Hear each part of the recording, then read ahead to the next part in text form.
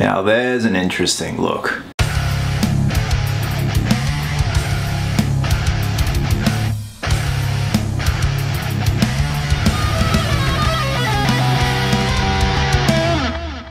What's happening, my fellow geeks and geekettes? Welcome to a brand new episode of Cosplay Chris, and today it is a Pirate Batman 3.0 update, breakdown, demonstration, you name it, the whole shebang. Originally when I did Pirate Batman 2.0, I was pretty much at peace with the overall design of the costume and the makeup, vice versa, and someone asked if I ever was going to do a 3.0, and in the back of my head, I'd always wanted to, but like I said, I was at peace with the original 2.0, so I had no real need. But by coincidence, I did acquire a piece of armor that was originally going to be used for my Alexios costume for the Assassin's Creed Odyssey build. It was left over from the build, it was not used at all. So I figured one day I will incorporate this into Pirate Batman 3.0.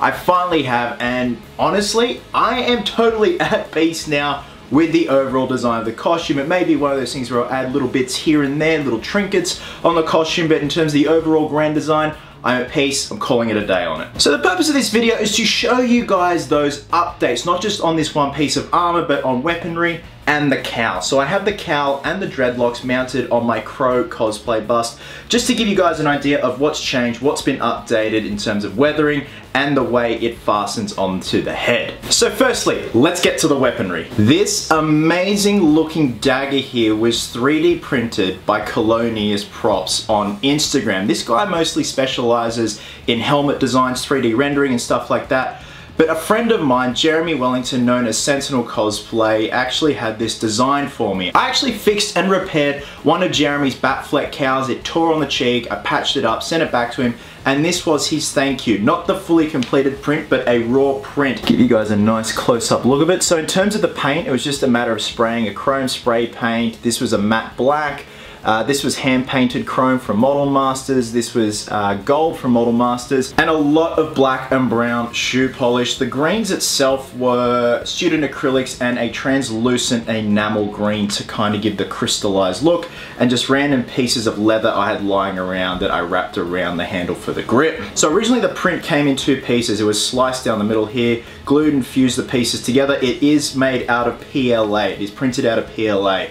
So there was a lot of body work in terms of spraying a primer filler on it and just getting the blade nice and smooth and getting rid of those print lines. This is an awesome addition to the costume. I really think it just brings it up another notch because it adds to the mythology of Pirate Batman and introducing Pirate Superman with the kryptonite. Now, one idea I was tinkering with in terms of that concept teaser is the voice. I actually had to redub my lines because the original voice was just way too just demonic and over the top, whereas I kind of needed to pull it back a bit. So originally when I did my lines in that teaser trailer, I was talking like this.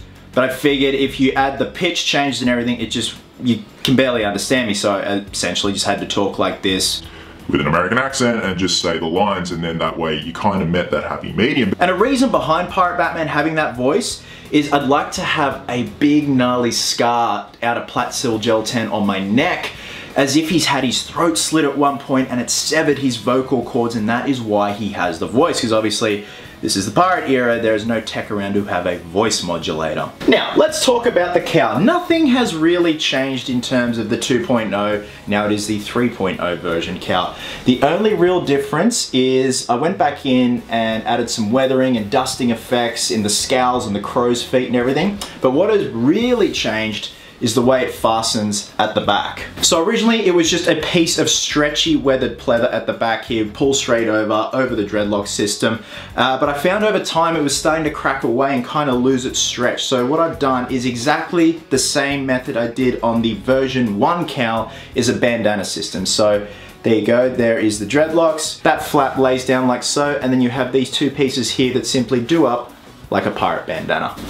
And there you go, simple as that. I still have to go in and add some browns here and there because it is a bit too clean for my liking at the moment, even though it is very torn and shredded. It just kind of needs to blend back in with the rest of the cowl with some browns and some dust. Now the piece de resistance, and it's heavy. is the new torso armor. So this was from Etsy. This is the page where I bought it from. These guys do amazing leather and armor work. This stuff is legit and worth every penny. So like I said at the beginning of the video, it was originally intended to be used for Alexios, and it was going to arrive too late in terms of my deadline for the completion of the costume. So that's why I ended up using EVA foam, and you know what, it really worked out for the best because I forced myself to learn how to use EVA foam and do the templates from scratch. So the way I went about replicating the chest emblem is I took a silicone block mold of my version 1/2 chest emblem on that original leather armor. I then poured resin onto the mold, scraped off the excess. When the resin was cured, you're left with these little pieces of bone. So it's very delicate kind of work, and you really have to make sure everything's lined up so the symmetry's there. Glued them all down just using the cheap glue, and it just fuses these two pieces together, the resin and the leather. And then just went in and weathered them with the Creators Effects black wash from Testers, just till I found that happy medium. I then went back in with a gold and just very lightly dry brush the raised edges just so it stands out and makes the chest emblem a bit more three-dimensional. So that was a lot of MacGyvering, a lot of thinking on my feet, but I'm very happy with the end result. The only downside, and I can see it now, is the dreadlocks sometimes catch on the edges of the bone and start to lift certain pieces of the bone up, so I will have to find a way to really just anchor them on like so. Even though the glue is strong, there are sometimes when a strand of the dreadlock will catch under it and you know, you yank it and it will pull up. I can see bits of dreadlock embedded on parts of the emblem. Get off there. So the way I weathered the chest armor and blended it to the rest of the suit was just the exact same method as the rest of the armor. It was just black and brown shoe polish. And then I got a sandpaper sponge and just sanded it away, so it kind of revealed and shaded all the abs and just gave it that muscle tone. So essentially this is kind of a throwback to Michael Keaton's original Batman armor from Batman '89, where it was more anatomically correct before Batman Returns, where it was hard edge, kind of plated armor. I also have added the belt straps here, so it supports the weapon belt, and have riveted the shoulder plates onto here. Pretty much done the exact same thing for the cape system, using the same buckles from the version 1/2 armor and the exact same cape. This cape I love. It's just some pleather I got from Spotlight and just weathered the hell out of it with brown and white spray paint to make it look dusty and disgusting. Oh my god, that's it. So being a breakdown/demo video, that means we're going to be going up to the garage/workshop. I'm going to put up the dirty old grey smoky backdrop that I've had from day one of this channel, just to give it a bit more effect and make the costume stand out. Show you guys how the new chest armor looks, the way the cowl does up over my head, and of course this beautiful dagger. So in terms of the contact lens, this is just a standard zombie lens. Unfortunately, the lenses I usually use, which are known as Sub-Zero, are discontinued. I don't know why. They're from Primal Contacts and I cannot find them anywhere. They've been discontinued. Don't know why they discontinued them, because they were a really popular lens, not just for me, but for Sub-Zero cosplayers, and it was perfect. It just had mesh on the inner part, so you could still have about 85–90% vision. So this will have to do the job for now. I have ordered some other blind contact lenses, but unfortunately it only gives you 20% vision in each eye, which is kind of dangerous. I've done it before when I was doing version 1 Pirate Batman at a con, and when I took the contact lens out, my eyes were like flicking back and forth trying to readjust and reset to having full vision again. And it's not pleasant at all. You kind of feel a bit woozy. Now I still have to stain my teeth, and the reason why I haven't shown you guys the makeup in this video is because there already is a tutorial on my channel when I was doing the full makeup demonstration. I will leave the link down below for that if you want to go check it out. Obviously minus the Platsil Gel 10 prosthetic. I do eventually want to sculpt one on my life cast so I can cast these things and just slap them straight on, so there's that consistency there.